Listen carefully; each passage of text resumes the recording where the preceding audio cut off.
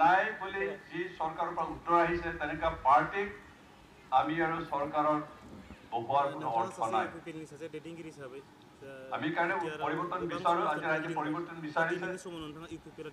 আৰু এটা সময়ত যেহেতু বিকল্প আছে बयनिसिमबो खुलुमनाय बावहरग्रोबाय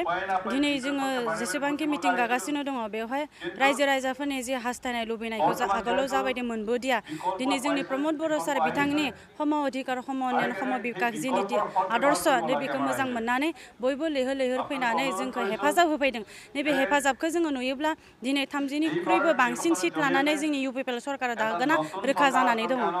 কারণ আজকে রাজনৈতিক দলের নেতাসকলে বা রাজনৈতিক দলে আমি সরকার বনাম সরকার উপরাম 100% गबिन्द सार बिथाङा देरहागोन मानोना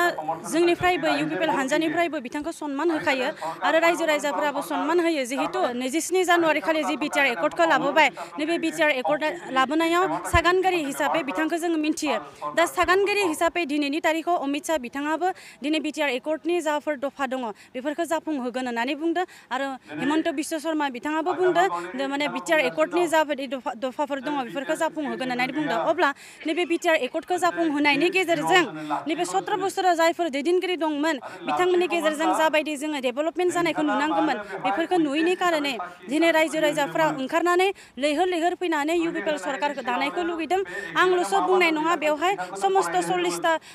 समष्टिनि रायजो राजाफोरानो ओंखारबोदों आरो उइदेस साथि सारिसन होनायनि अर्थआ जाबाय नैबे एग्रिमेन्टआव जि दं बेखौ आं फरायबाय मिथिबाय बुजिबाय आरो जिहेतु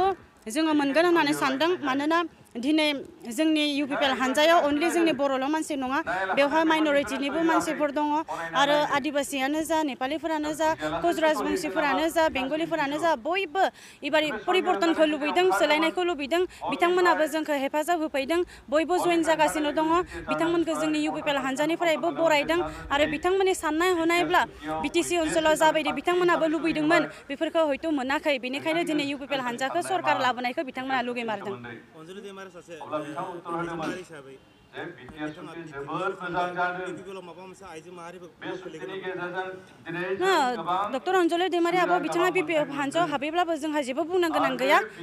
माने बिथांनि गावबा गावनि चइस बेखौ बुंनो थाङोब्ला नाथाय दिनै बिथाङा बेवहाय जइन जानायनि गेजेरजों जोंनि इउपिपिएल हानजायाव जे माबा मोनसे फेक्टर गोलैगोन बेखौ जोङो साना आइजो माहारियाबो जिहेतु दिनै इउपिपिएल हानजाखौ सांग्रांथि जानानै बयबो ओंखारबोदों जिहेतु दिनै जोंनि आइजो माहारियाबो खामानि दामानि आखा फाखा रोंखानायखा दा परिबर्तन स्क'पफोरखौ लानोसो ओंखारबोदों दा आइजो माहारिया बेवहाय जुदि जोङो डक्टर अन्जलि दैमारि आब' बिथांखौनो जुदि नेनानै थायोब्ला जोंहा खामानिया आवगायलांनाय नङा बेनिखायनो बयबो आइजो माहारिनि जे मोन्थायमोन बेफोरखौ मोन्थायखौ लुबैदों आरो बिथाङा जोबोद मोजां होनदों बे सैथो बे थार